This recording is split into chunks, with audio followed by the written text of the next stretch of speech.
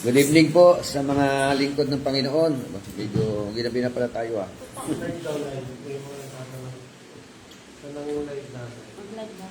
Naka-live na. Ayan. So sa halip na alas 5,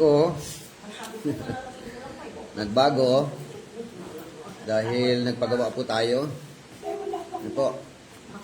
At ano po, para bagang mas available ang mga umaatin ng Wednesday ng 7 p.m. Kaya siguro talagang magiging 7 p.m. lang talaga yung ating pong midweek service, ano? Para makapag-prepare muna kayo ng mga pagkain sa mga tahanan. 7. Oh. Okay. Welcome po, midweek service. At ang atin pong talatang pagbubulay-bulayan, nakatala sa aklat ng mga bilang. Numbers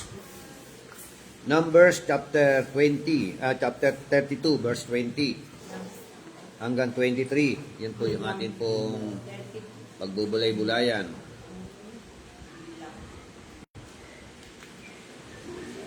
Ayun. Bilang. Mga bilang, kapitulo 32, talatang 20 hanggang talatang 23. 32:20 hanggang 20. Sige, basa. There. At sinabi ni Moises sa kanila, kung gagawin ninyo ang bagay na ito, kung kayo'y magsisipag almas upang pumaroon sa harap ng Panginoon sa pakikibaka, at bawat may almas sa inyo ay daraan sa Jordan, sa harap ng Panginoon, hanggang sa kanyang mapalayas ang kanyang mga kaaway sa harap niya. 22. At ang lupain ay mapasuko sa harap ng Panginoon, ay makababalik nga kayo pagkatapos at hindi kayo magiging salarin sa Panginoon at sa Israel.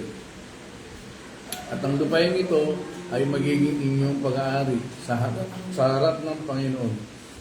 Hindi na pala magbasa ng ano. May laman yung bibig.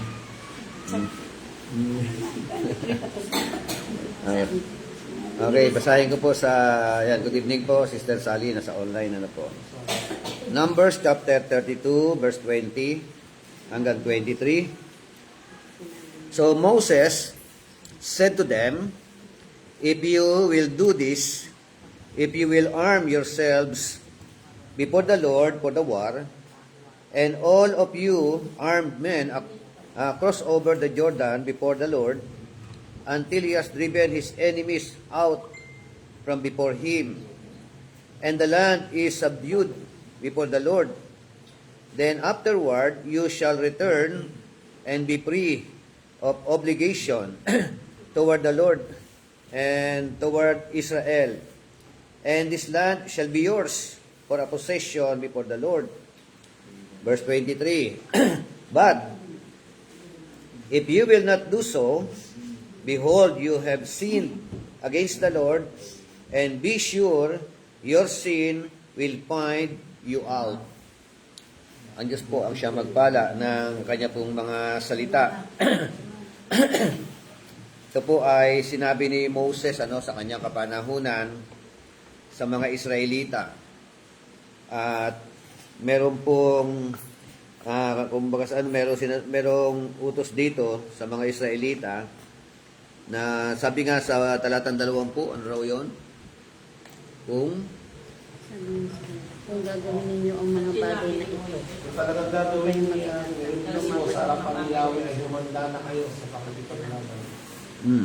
Kung ano raw? Ang gagawin ninyo. If you will do this, no? If you will arm yourself before the Lord for the war, yun nga, no? Kung ikaw raw, magsusukbit ng armas,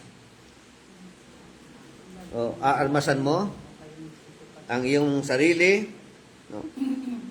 Sa harapan ng Panginoon, and you will, and all of you armed men cross over the Jordan before the Lord until he has driven his enemies out from before him.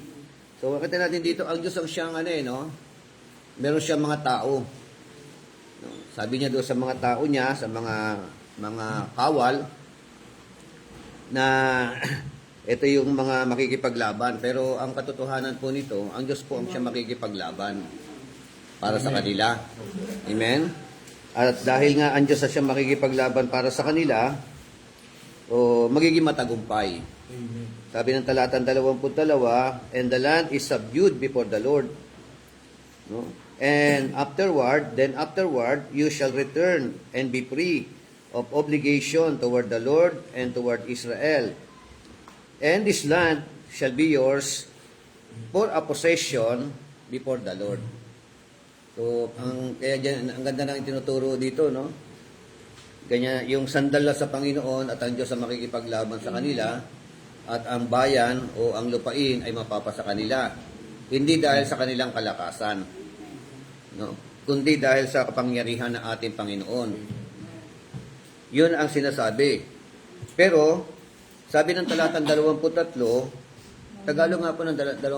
Kung hindi ninyo gagawin, ang inyong sinabi, magkakasala kayo laban kay Yahweh. At ito ang tandaan ninyo. Tiyak na pagbabayaran ninyo ang inyong kasalanan. Okay, so, but if you will not do so, behold, you have sinned against the Lord, and be sure your sin will find you out. So, kaya nga, sabihin, sabi ko nga palagi, no, ang problema hindi sa Panginoon, no? Ang Diyos po ay may kakayanan magligtas. Ang Diyos ay may kakayanan na tumulong sa kanila. Nagkakaproblema lang po doon sa mga Israelita. No po? Kaya sabi, kung hindi mo gagawin ito, ano mangyayari? So, kayo ay nagkakasala. Meron kayong malaking kasalanan sa Panginoon Diyos. At ang kasalanan na ito ay parang, sabi ron anino na hahabol-habol sa iyo. Hindi ka tatantanan. Ano po? Babayaran nila lahat. Oo, kaya sabi ulit sa Tagalog, talastasin ninyo na aabutin kayo ng inyong kasalanan. Hindi hihiwalay sa iyo yan no? Pag sinabing aabutin kayo ng kasalanan, di ba? May consequences. Di ba? Merong tinatawag na parusa sa kasalanan na nagawa o ginagawa. So, basahin ko lang itong ating pong nathalain, Sabi roon be sure your sin will find you out. Sa English po ng Numbers. Ang babalang ito ay ipinagwalang bahala o ipinagwawalang bahala ng marami. Totoo ba 'yon? No? Diba? Maraming ganyan tao, no? No, para bagang sige lang, tuloy lang. Parang tuloy pa rin ang paggawa ng mga hindi maganda sa harapan ng ating Panginoon. Tuloy pa rin ang pag-inom, tuloy pa rin ang bisyo, tuloy pa rin ang mga pangit na mga pinagagawa na para bagang walang palo, no? Walang nakaambang parusa. So, pero sabi ron be sure your sin will find you out.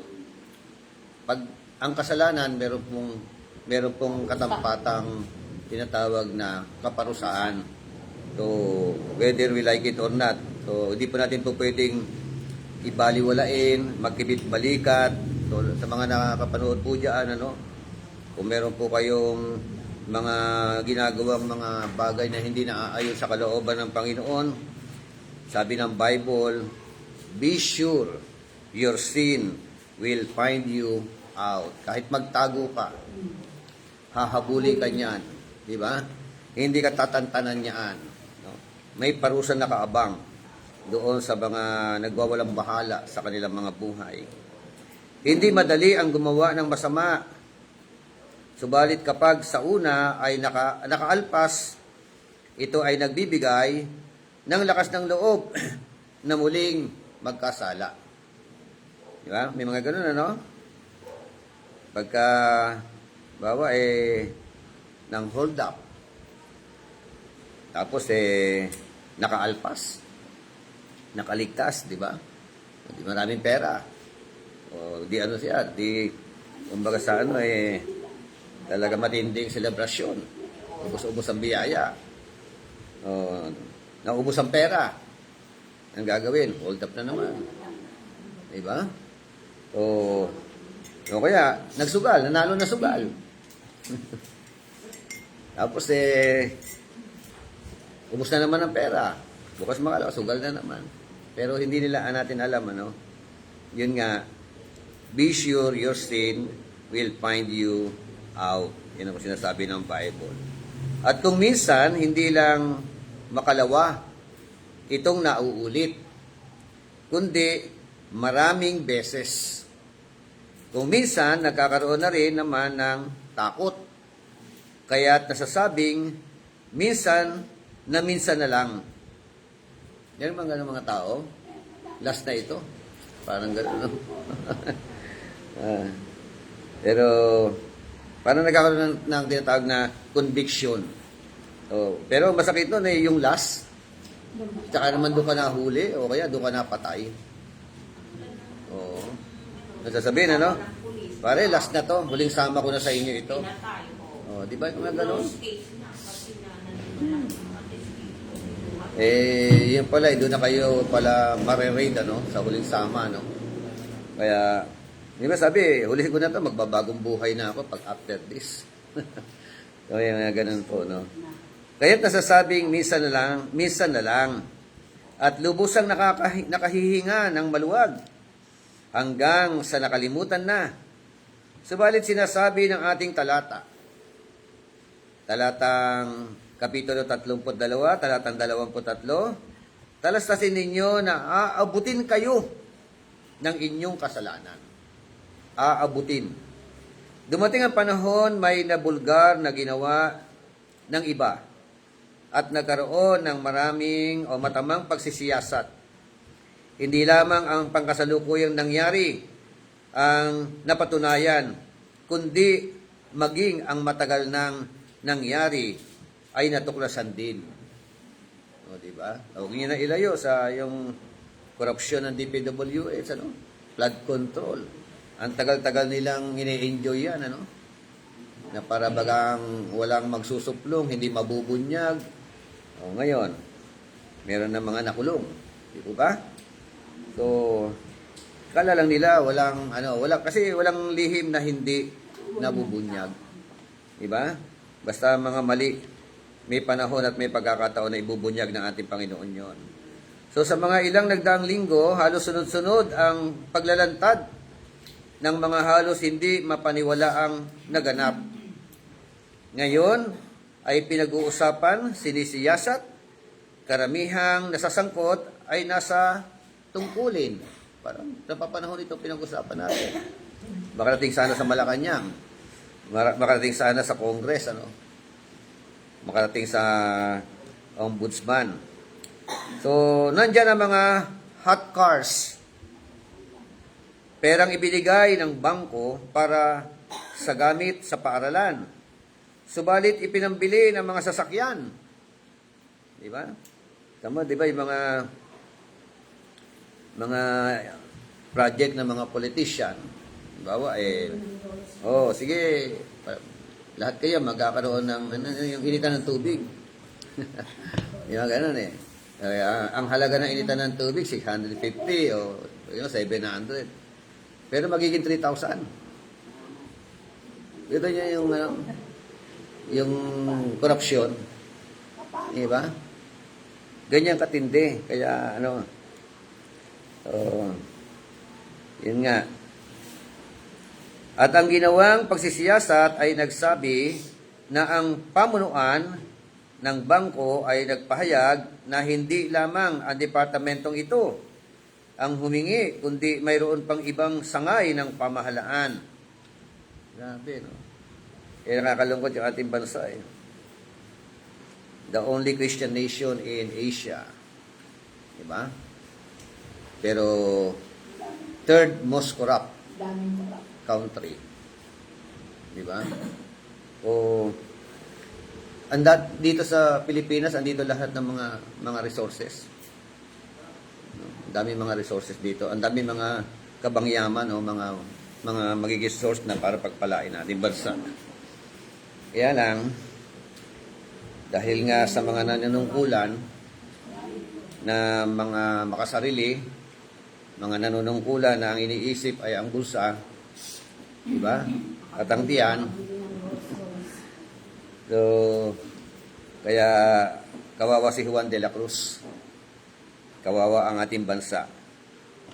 So, bukod sa hot cars, naririyan din ang paghahayag tungkol sa matagal nang nangyari kaugnay sa mga sugal.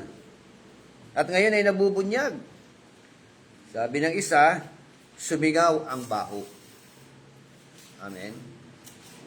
Akalain mo ba, mabubunyag ba yan? Yung mga inilaglag doon sa taal? Diba? So, hindi, ano yan, ano? Ang Diyos pa rin ang siya ang gumalaw at kumilos diyan. Akalain mo bang mabubunyag yung mga proyekto ng mga ghost project na yan? Galaw at kilos na rin ng Panginoon kasi pinabagyo ng Panginoon eh. Pinaulan na walang tigil eh. Bumaha ang Metro Manila, bumaha ang Luzon. So, doon nila nakita, yung po mga project pala, ghost. So, pag sinabing ghost, may project pero multo. Diba? Ghost project. Bali sana yung project na hindi natuloy pero Ray project pa rin yun. So, isang asawa ang sinasabing huwaran. Siya ay mabait, mapagmahal sa kanyang sambahayan, maasikaso. Ang buong sambahayan ay naglilingkod sa Panginoon, lalo na ang asawang babae at mga anak. Napalaking mahusay ang mga anak. At ang ilan ay mayroon na ring asawa. At ang lalaking ito ay biglang inatake sa puso at dinala sa pagamutan. Naglubha. Sa kabiglaanan ng kanyang asawa at mga anak, ang lalaki pa lang ito ay may ibang pamilya. Walang ganun, ano? So, matagal na nalihim, na itago, walang nakakaalam. Subalit nang mabalitaan ng isang anak ng lalaki sa ibang babae na naglulubha itong kanyang ama, hindi na nakatiis at dumating. Nalaman ko lamang pagkat namatay ang lalaki at nabalitaan kong nailibing na. Lubha akong nagtaka kung bakit hindi ko nalaman at hindi tuloy na ipahayag upang sila'y may panalangin. At sinabi sa akin ng hipag na talagang hindi na ipinaalam pagkat nang mamatay ay kaagad na inilibing. Minsan nga kung kailan namatay pinag-aawayan yung labi. Di ba? Kanina mapupunta. Meron nga kinawakan ng kaso pareho silang parehong kasal. Parehong kasal, tatlo sila. Kasal sa una, may record sa PSA. Pangalawa may record din. Pangatlo may record din. Kaya ang galing na sino? Kasi yung nagkasalang ron may problema Bakit niya ikinakasal? Kasi ang PSA tanggap na ng tanggap yan. May re-record. Pero akalain mo tatlo, no? Pareho may record. O ngayon, sino yung original? Ang original yung una. Pangalawa sa original. Pero, ayun nga, kasi pinag-aagawan ng mana. Pinag-aagawan na yung kanyang naiwan, mga kayamanan. So, nakakalungkot. Marami pong mga ganyan na nag-aalaga ng mga kasalanan. Diba? Ang hirap yata mag-alaga ng kasalanan. So, sabi nga kaya bakit inilibing ng agad-agad? Bakit daw inilibing ng agad-agad?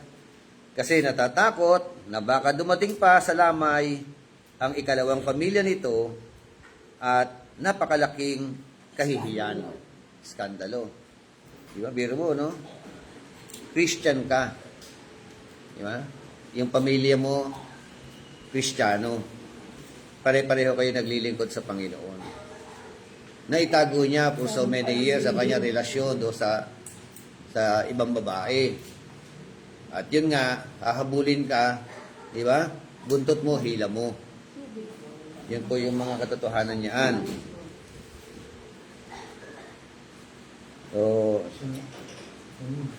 kaya, ano ito, kumbaga sa ano, hamon sa atin, ano, na talagang dapat, ayusin natin at ipaayos natin sa Panginoon ating pang mga buhay.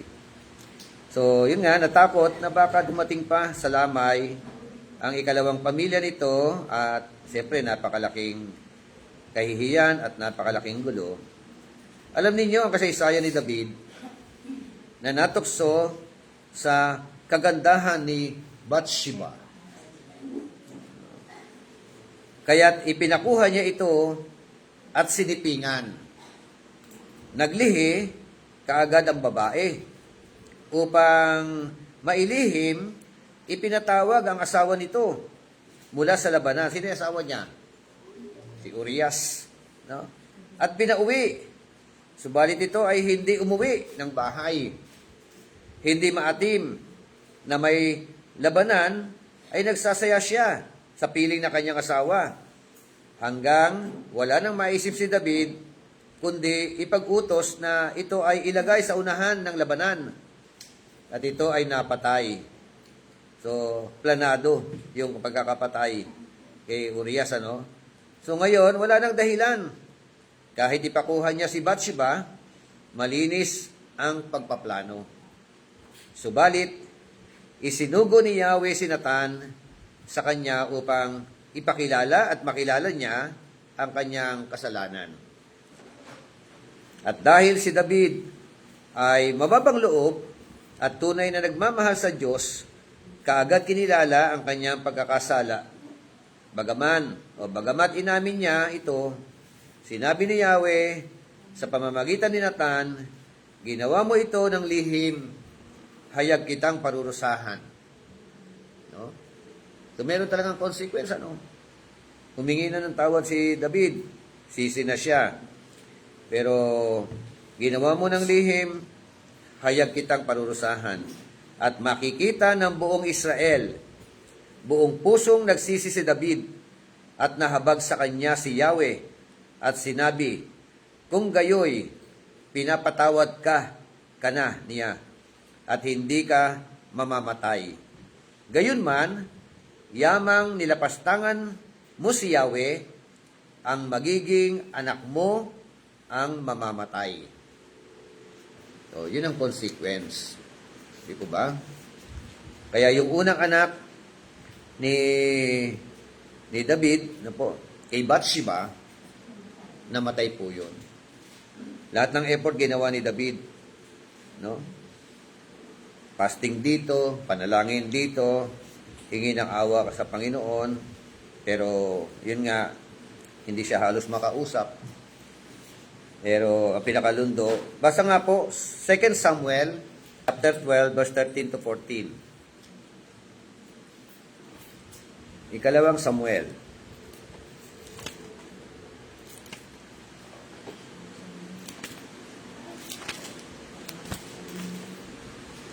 Second Samuel, chapter 12:13 13. to 14. At Sabi? sinabi ni David kay Nathan, ako'y nagkasala laban sa Panginoon. At sinabi ni Nathan kay David, inalis din ng Panginoon ang iyong kasalanan, hindi ka mamamatay. Gayunman, sapagkat sa pamamagitan ng gawang ito'y, binigyan mo ng dahilan ang mga kaaway ng Panginoon na lumapastangan. Ang bata naman na ipinanganak sa iyo ay mamamatay. So, yun po yung para bagang sa palasak na atin pong naririnig, buntot mo, hila mo. Yung anino ng kasalanan na nagawa mo, hahabulin ka niyan. So, ito po yung naging although pinatawad siya, pero ang nagsuffer, yung anak niya. Yan po yung malinaw na sinasabi po rito. Kaya kung minsan may nagagawa totoo pa ba yung kasabihan na ang magulang ang kumain ng maasim na ubas, ang mga anak yung nangilo? To, ano pa rin ba yon? Applicable pa rin? May minsan may mga ganun. Pero case to case, ano? Opo. Case to case basis eh. Yes. At ang magulang siguro hindi po tumalikod sa kasalanan. Yung magulang, Mamamanan ng mga anak yung kasalanan. Meron naman mga anak. May- ganun eh. very common na namamana ng mga anak. Meron Nagiging naman ganun mga din sila. anak, nagkakaroon ng kaisipan na hindi ko gagayahin Yung yung ginawa ko. regeneration curses na tinatawag. Man. Meron ganun. Regeneration Kaya nga, curses. conform sa sitwasyon. May nangyari ganun doon. Siguro parang regeneration. Ang magulang ang kumain ng maasim na Yung ubas. batang nila. Ang anak ang nangilo. Baga sila nagdanos na. Yung impact ng So- ginawa ng magulang. Sila sabi nga po, Bishop, diba, break the chain. So, pag nakakilala yung parents sa Panginoon, Oh. At na puputol Bishop. Pag nakakilala yung parents, ay yung parents nga yung kumain ng maupas eh. Ayaw kumain. Ng maasim na ubas eh. Ang epekto sa anak eh. Ba-break yun. Di ba? Pag pinagsisiyan yung kasalanan, Oh. tinalikuran. Pwede bang ano yun? Pwede ba mawala yun? Pwede po. Kailan at paano? Pwede po, Bishop. Tingnan nyo sa ano, balikan ko yung Ezekiel chapter 18.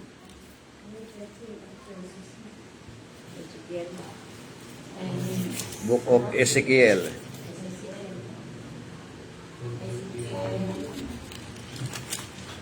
Ano pong verse? Chapter 18. Verse ano? Verse 4. Narito, lahat ng kaluluwa ay akin. Kung paano ang kaluluwa ng ama, gayon din ang kaluluwa ng anak ay akin. Ang kaluluwa na nagkakasala ay mamamatay. So, the soul who sins will die. So, ang kaluluwa na nagkasala o na nagkakasala ay mamamatay. Talas natin ang basa sa verse 2, sabi roon, what do you mean by using this proverb concerning the land of Israel? Verse 2, 18:2. Ano yung Proverbs? The fathers eat the sour grapes, but the children's teeth are set on edge.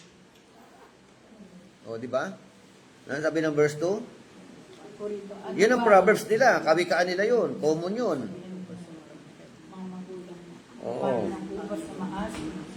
Ngunit mga Yung tatay ang kumain ng maasim na ubas. Pero yung ngipin ng mga anak ang siyang nangilo. Yun ang common Proverbs nila. Pero sabi po ng talatang 3, as I live, declares the Lord God, you are surely not going to use this proverb in Israel anymore. Oh. So hindi na raw applicable. Di ba? Hindi na raw pwedeng gamitin ang proverbs na ito. kasabihan lang nila yun. Oh, sa talatang 4, behold, all souls are mine, the soul of the Father are mine, as well as the soul of the Son is mine. The soul who sins will die.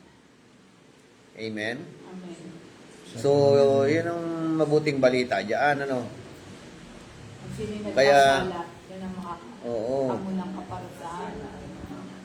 Kasi sabi ko nga, di ba, lahat tayo, galing tayo sa tinatawag na pagsamba sa mga Diyos-Diyosan. Dati, buhay natin, talagang sira at wasak. Sa kalooban ng ating Panginoon. Di ba? At actually, sa Exodus, chapter 20, yung pagsamba sa Diyos-Diyosan, merong sumpa. Third and fourth generation. Pero yun nga, kasi dahil nga doon, merong proverbs na ano nila, laging binabanggit. Yung tatay ang kumain ng maasim, ang mga anak, ngipin ng mga anak ang nangingilo. Pero ang mabuting balita dito sa talatang 4, hindi na po applicable yun. Talatang 3. No? Kailan hindi i-epekto yun? Sila, nagpasakot yun Kailan? sa Panginoon. Ha? Pag nagpasakot po yun tao sa Panginoon. Ano po yan eh? At Sinong tao? Lahat po ng tungkol sa usapan natin, mawawala lang po lahat yan kapag tinanggap ang Panginoon sa Kristo bilang Diyos tagapagligtas. Oo. At ibinig at nanampalataya na lahat ng kasalanan, lahat ng sumpa, lahat pati kamatayan, pati mga tanikala ng kaaway ay dinala na ng Panginoon sa Kristo sa krus ng Kalbaryo. Okay. amin ang buhay. So, mapuputol ang kawikaan. Paano at kailan? Mapuputol yung kawikaan na ito kahit na yung mga magulang mo, Lahat po yun. wicked sila, idolatro sila, no? O immoral sila, mga magulang, ano? Pero ikaw na anak, ikaw na tao, personal, ikaw. Ikaw ay lalapit sa Panginoon, pagsisisihan at tatalikuran yung mga kasalanan, kikilalanin mo si Kristo, hindi na magiging epektibo yung kawikaan na yun. Amen. Mapuputol na sa iyo, no? Yung daloy na sumpa. Amen? Sa ano niya. Oo. Mhm. Kaya kung magkakasala ka, kung may kasalanan kang ginagawa, huwag kang mangangatwiran, si lolo, si daddy, si Chuhen, si tiya. Ganyan kasi, huwag nang ganon. Personal, magsisi. Babayero ka. No? Eh, kasi dati ko babayero. Huwag kang magtuto sa... Babayero. Kaya, ganun nga. Parang ganito, Bishop. Pinalolo ko. Sabi nga ng mga Huwag kapisan ko, nakasawahin niya sa lahat, internet. lahi talaga ng Iiyak ka dimani dyan yan. kasi Oo, lahat di ba? ng lola niya. Lahi ng di mag-iba yan. babaero. Sabi niya. Pili ng Diyos kasi. Yan Wala po na ako dito, di ba iba? Oo. Okay, classmate Kasi, ko. dadaloy talaga yung sumpa eh. No? Diba, tama sinabi, sa lahi. Dadalo yun. Maliban na lang kung ikaw personal. Ikaw personal na suko ang buhay mo sa Panginoon. Sa iyo mapuputol yun. Lahat po yun. Oo. Gusto ko Kaya hindi mo kasi- pwedeng isisi yan sa tumanggap kamag-anak pa si mo. Daddy. Ano ko po yun, napatanggap ko yun eh. Para sa kaligtasan, kabalik ka na naman sa kaligtasan. Ha? Hindi mo pwede na ikaw Kaya tumanggap break ka na yung lahat nila. sa pamilya mo. Hindi. Sarili ka Oo, rin. kanya-kanya kaligtasan eh. Oo. Individual ang kalikasan. Ang masakit, Bishop, yung ibang kapatid kong babae na hindi pa nakatanggap. Yan ang babae. Yun ang mababa, yun lalakero.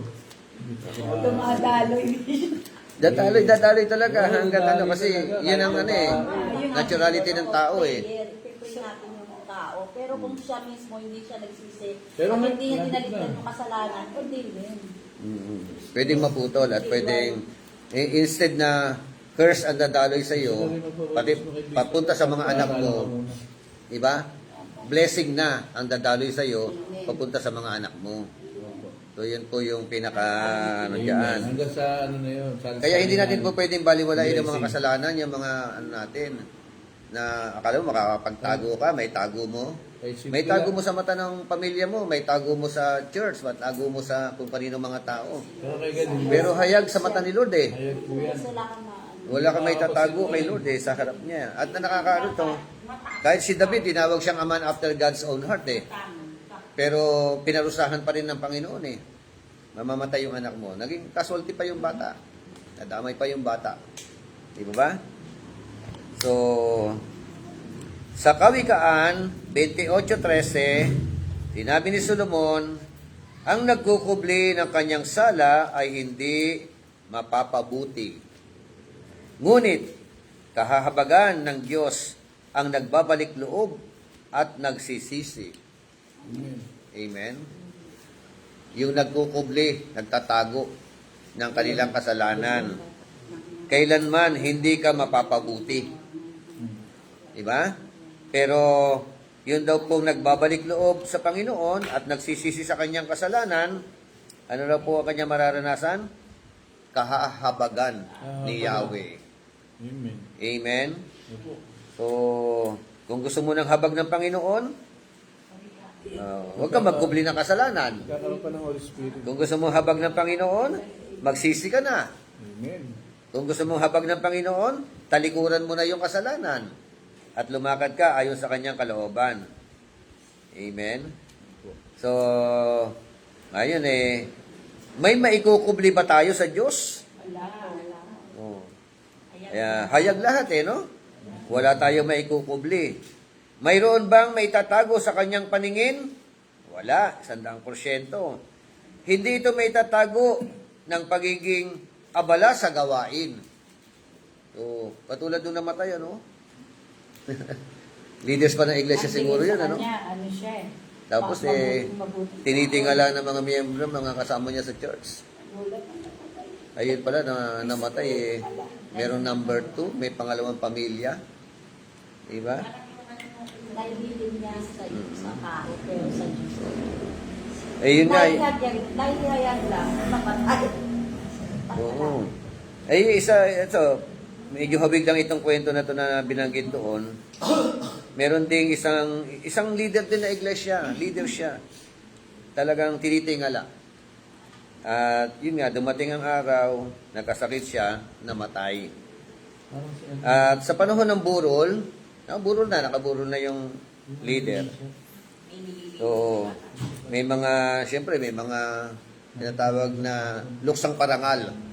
Kasi sa iba may mga luksang parangal Pero nagulat sila dahil ang dami mga parangal, pero sa isang sulok, merong isang babae na iyak na talagang hindi mapigil ang pagluha. So, tanong nila, nagsiyasat sila, napag-alaman nila na yung babaeng iyak na iyak, pangalawang, yun pala second wife niya. Another wife. Nabunyag lang, nahayag lang sa panahon ng kanyang burol. Di po ba? Kaya walang hindi mailalantad Parang yung unang pastor ni Bishop Alfon, yung naglilingkod kay God. Yung lahat ng member niya na babae, parang kulto nga dating. Inaasawa niya. Nakita na lang siya isang araw. Sa loob ng kwarto niya, wala na. Tirik ang mata. Pastor yun. Pastor, Ganon. under Bishop Hindi nun. No. Ayun nga, yung ang isang missionary. Korean missionary. May asawa sa Korea, tapos meron ding asawa din sa Pilipinas. Nag-date sila. Nagpunta sila nag-swimming sila, nakalimutan ko sa Nalunod doon sa Kaya ng member niya. pinag-swimmingan nila. Kita may mga parusa. Diba? Biglaan niya namatay. So sa unang kabanata ng Josue, nagbigay ng pangako si Yahweh kay Josue na tutulungan niya ang bansang Israel upang magtagumpay at makuha ang lupain ng Kanaan na ipinangako niyang titirhan ng mga ito. At bagamat ang Jericho ay makapangyarihan at matatag na bansa, natalo nila ito. No? So, ito ay nagbigay ng lakas ng loob sa mga Israelita. Subalit, ang sumunod ay maliit at kakaunti lamang ang mga mandirigma, yung lugar ng AI o yung high. So, minaliit nila ito. Wika nga, kayang-kaya. No? Subalit natalo sila at namatayan pa. Bakit? No? Ipinaalam sa kanila ni Yahweh na may nilabag silang utos. Ito ay kanilang hinanap at natagpuan si Achan. Nang sila ay sumasalakay, nakita nito ang isang mamahaling damit na yari sa Babylonia, halos 8 librang pilak at isang barang ginto na mahigit pang 2 libra. Kinuha niya ito, bagamat alam niya na ipinagbabawal ni Yahweh na kumuha ng anuman. Walang nakaalam, Sinabihan na nga. no? Pinagkatago-tago niya ito, at nang nakauwi na ay ibinaon sa lupa sa loob ng kanyang tolda. Malinis ang kanyang pagkakagawa. Walang nakakaalam.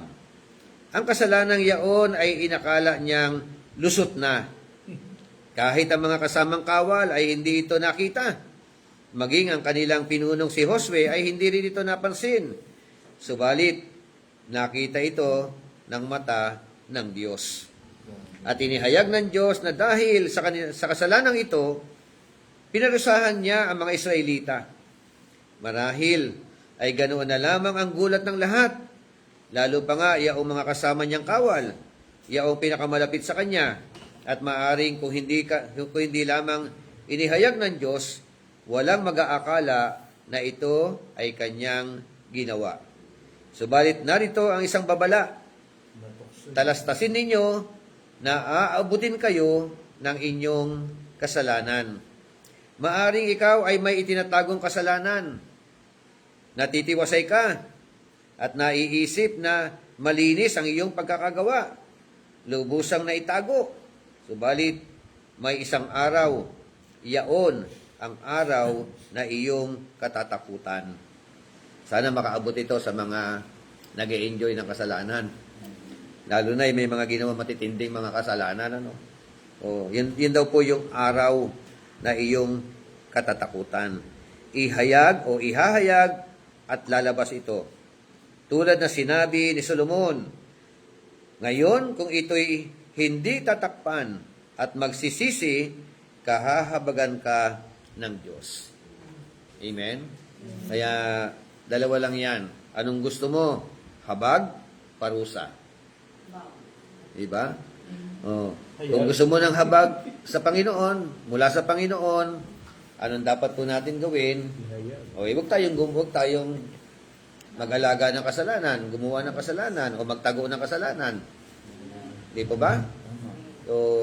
At kung may nagawa ka kasalanan, para mahabag ang Diyos sa iyo, pagsisihan mo na at talikuran yung kasalanan na yan. Huwag mong ipagpatuloy yan. Kasi habang ipinagpapatuloy mo ang kasalanan na yan, para kang may karga-kargang baga. No? At wala pong mapapabuti. No po? Inuulit ko, malinaw ang ating po pinag-usapan. Darating ang araw, malinis man ang pagkakagawa mo. Diba? Diba? Maraming ganyan eh. Pinatay, inilagay sa isang inimentuhan. Sa Diba? Oo. Mga kwentong ganyan eh. Nangamoy. Dahil nawawala. Sila lang babae. Inihayag ng mga langaw. Diba? Nilalangaw na yung pinagtaguan mo na pinatay mo. So, kaya walang lihim. No? Immorality man yan, krimen man yan, pagpatay man yan. No?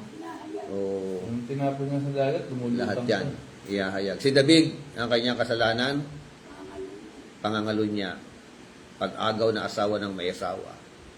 Diba? Karamihan sa kanila, puro babae. Pero Solomon, babae. Si Solomon, no? Di siya. Yung ginagawa yung babae, doon ang galing si Solomon. Yun nga, sumunod na si Solomon. Yun na yung Yung pangalawa Solomon. Okay. Tayo po ay ngayon ay dumako sa atin pong pananalangin. At ipag-pray po natin ating mahal na bansa. Pag-pray po natin yung mga nanunungkulan sa ating gobyerno. Nawa po makaabot sa kanila yung aral po na ito. Na sila rin ay kahabagan ng ating Panginoon. Na sila ay matuto magsisi at tumalikod sa kanilang mga kasalanan. Ilalantad kasi ng Panginoon eh. Hindi pwede hindi ilantad ni Lord eh. Diba? Si Akan, kala niya, planchadong-planchado yung kasalanan na ginawa niya. Meron siyang barang ginto. Meron siyang magarang kasuotan. Tinago-tago niya. Pero, consequence yung lahat yun. may consequence eh. Kaya napakahalaga na. Pagkakamali na isa, pagkakamali na. Yan eh, aral sa atin na mga nabubuhay ngayon. Ang hamon sa atin, pagsisihan na. Okay, tayo po'y manalangin. Purihin ka, aming Diyos na dakila. Salamat po sa gabi pong ito. Salamat sa midweek service. Salamat sa prayer meeting. Salamat, Panginoon, sa fellowship, sa pananalangin. Salamat sa mga kaloob. Salamat sa mga testimonya. Salamat po, Panginoon, sa mga prayer request ng iyong mga anak. Hayaan mo po, O Diyos, na ang mga panalangin ng iyong mga anak na ito ay iyo pong tugunin. Kaligtasan po ng Cambia family, Panginoon. Si John Carlos, Julius Christian, Panginoon. Si Jessica, si Julian, Christopher, Panginoon. Hayaan mo po, O Diyos, ang iyong kahabagan ay sumakanila. Magkaroon sila ng conviction. Magkaroon sila, Panginoon, ng adhikain na lumapit sa iyo at talikuran ng kasalanan. Sino man pong inabot ng aral po na ito, sa midweek service na ito, Panginoon, ano man po mga prayer request ng iyong mga anak na ito, hayaan mo po ang iyo pong kalooban, ang iyo pong tugon ay iyo pong ipagkaloob sa iyong mga anak, Panginoon. Pagpalain mo po kami lahat. Hayaan mo po, O Diyos, na magkaroon po kami ng banal na pagkatakot sa iyo. May tukso man na dumarating, iwasan po namin ito. Talikuran, iwaksi, at hindi po namin ito ipagpatuloy kung mayroon man nakagawa, Panginoon. Lord, salamat po sa gabi pong ito. Salamat sa reminder. Salamat, Panginoon Diyos, na napakahalaga na lumakad na may kabanalan. Kaya naman, Panginoon, tulungan mo po kami lahat. Sino man po inabot ng aral po na ito, magkaroon sila ng pagbubulay-bulay sa kanila po mga sarili, Panginoon. Sa mga taong gobyerno, hayaan mo rin po, O Diyos, na sila po ay makakilala sila sa iyo ng lubusan, Panginoon. Pagpalain mo po ang agape, pagpalain mo po ang mga kapatiran po namin. I-bless mo po, O Diyos, ang agape sa Phase 8, sa pamumuno ni Pastor Boyet, Panginoon. Ang agape, Panginoon, sa Robis. Pagpalain mo po ito, Panginoon Diyos. At ikaw, O Diyos, ang siyang patuloy na magbuklod sa amin. At patuloy nga po, maging sa Pangasinan, Lord, we pray na ito po, O Diyos, ay patuloy nga po na maibahagi ang iyong mga salita sa lugar po na yan, Panginoon. Salamat po na marami. Ikaw ang siyang maita sa buhay po namin, sa aming po mga pamilya, yung po mga kapatiran po namin na nanlulupaypay, pinanghihinaan ng loob, Panginoon, nanlalamig sa pananampalataya. Ikaw po, O Diyos, ang siyang umabot sa kanila at magpalakas. Sa sino man po may sakit at may karamdaman, sama-sama po kaming humihingi sa iyo, Panginoon, ng kalakasan, ng kagalingan, Panginoon Diyos. Salamat po. At patuloy nga po na amin pong inilalapit sa iyo ang kabuuan ng mga programa po namin. Salamat sa planning na naganap. Salamat ay sinamahan mo po kami. Ikaw nagbigay sa amin ng mga suhestyon na mga dapat po namin gawin para sa ikaluluwalhati ng iyong banal na pangalan sa iglesia pong ito, O Diyos. Salamat po at patuloy nga po na pag-isahin mo po kami ng layunin na kami po maglingkod sa iyo, Panginoon, ng buong puso, buong kaluluwa at buong lakas, Panginoon. Thank you, Lord. At salamat po na marami. Inangkin po namin, O Diyos, ang tugon na nagmumula sa iyo, Panginoon. Sa pong aming panalangin, sa pangalan ni Jesus. Amen at amen. So, God bless po sa bawat isa. So, magandang gabi po. Amen. So, isa pong mapayapang tulog sa buong magdamag. Amen. Mahimbing na tulog upang magkaroon ng lakas galing sa Panginoon. Okay. Ay, sige na, sige. Salamat po sa mga nasa online.